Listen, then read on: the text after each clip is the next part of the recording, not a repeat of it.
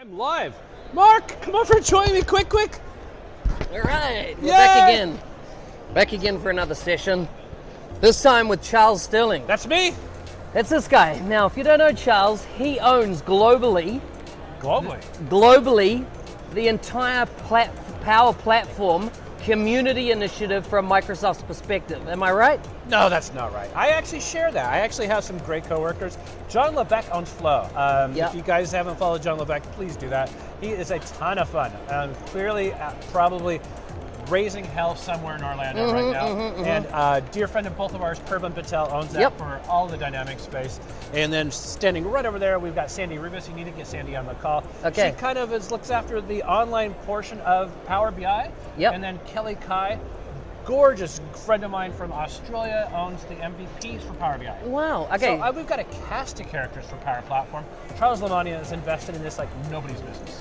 So here it is. I made a mistake there. I said the Power Platform, but I was actually meaning Power Apps. That's me! Power Apps.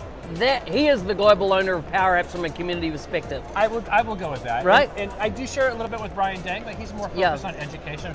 Brian Dang is more of a member, an icon, if you will. But I would go out and I'll lay claim to that. Yeah. Fair enough. Brian's been off for a bit. He's just coming back online, and we're excited to see him back in the community.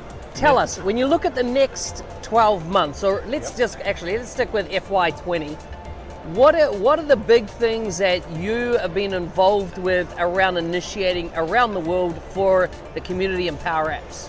You know, the word initiated, I don't want to have like a Tourette syndrome, but I keep people having lay claims inside of Microsoft. I create community. Yeah. And that create and initiate, I don't think you do either to community. You nurture, you grow, you I like foster, it. Good words. You enable, you belong. So I'm going to go out and say I'm going to engender my peeps to go out and get a more of a familiar relationship. I came from the developer division, and those guys, I am confident if Microsoft didn't run an MVP summit, they would create their own. They'd put it on themselves. Yeah, they would absolutely put it on. And my peeps are actually just getting to that level. And I actually want to do that. And you actually are seeing that happening almost despite me, which is great. With the Power Addicts movement on Twitter. That's where these guys are coming together and making those connections. I love it. So I want to engender that sort of behaviors because it is better together is clearly what makes up community.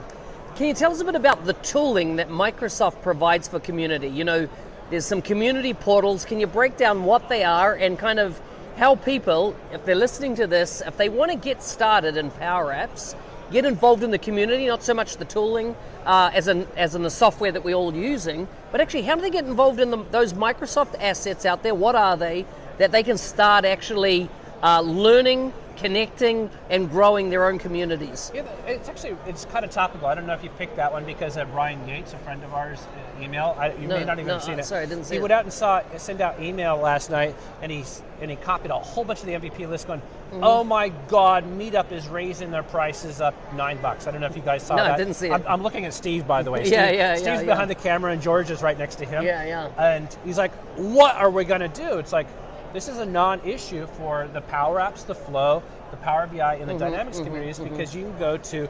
community.dynamics.com, you can go to community.powerapps.com, and this is actually websites that Charles Lamana and James Phillips literally pay for to make sure and enable that connection. So we host that. I spend a lot of my time, actually, I own those features.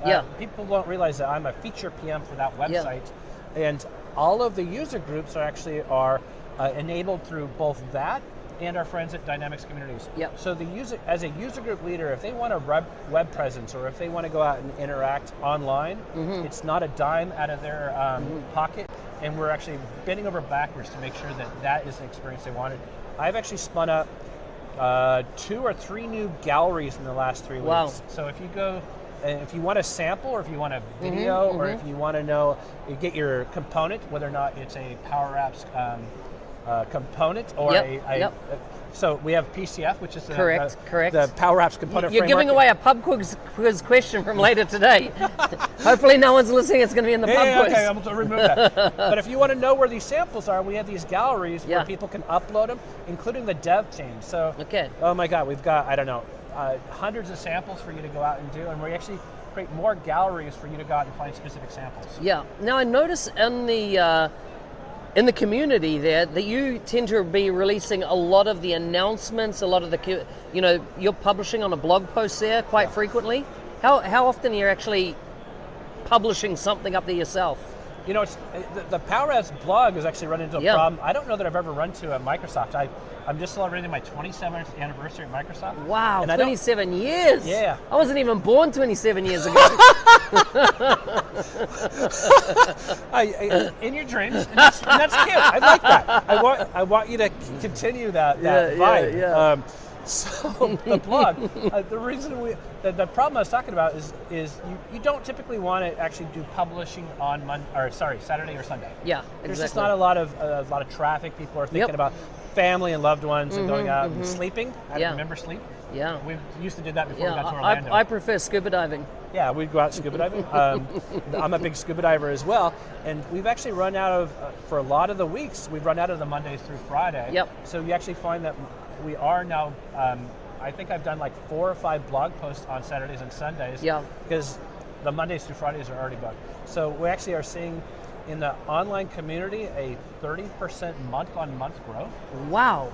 Is that crazy? 30% month-on-month growth in the community. Wow. Yeah, and then our blog post is literally just kind of following that trend. Yeah. I don't know what the exact number is, but I'd have to look at it. So forums, right, are a real critical way that people can get in, ask their questions, but also answer questions up there. And connect. Connect with others. Once again, are you seeing any trends on the forum side of Power Apps, and are you seeing any people that are really establishing even their own credibility in that forum area? Yeah, actually we are. So when I first joined the Power Platform as a Power BI guy 2 years ago, we were really struggling. If we could get 20% of the community answering their own questions, we were feeling pretty good. And what we were doing is we were actually hiring vendors and support staff to go in and bolster that. Guess what? So that's 2 years ago on the Power BI side. Yep. Guess what? And I'll take your guesses as well. Closest guy gets a Power BI stainless steel bottle opener from in this room. You need it for the bar quiz later. Yeah. What do you think the current ratio of community supplied answers are versus that paid support staff? As a percentage? As a percentage. So it used to be 20% of the community. No, I'd say. So you can't get 100 because that means every single question always gets answered. That means no support, Microsoft support would be needed. So I'm saying it would be between 40 and 50%. And actually about 5 months ago it was that. So if we just had this conversation in Atlanta, you would have been spot on. Wow. It's actually at 80%. 80%. So you're getting call deflection at an 80% rate and the thing is, these are correct answers, right? These are absolutely on-point answers. Not only are they correct, they're from the coalface of people who have done it. Yeah. It's not from the books. It's like, hey, this is what the book says, this is what the doc said, but I've done 5 implementation. Yep. This is not just how you do it. This is how you avoid other problems downstream. I love it. Yeah, no, absolutely. So it's best practices. It's kind of crazy. So good. What recommendation before we go would you give to people that want to get started in the community around Power Apps? Oh, that's easy. Join your local user group. Go out and connect with you in London. Go out and meet with Sarah out in London, Keith. You guys, they put themselves out there. They make themselves available. To not take advantage of your guys' presence is just silly.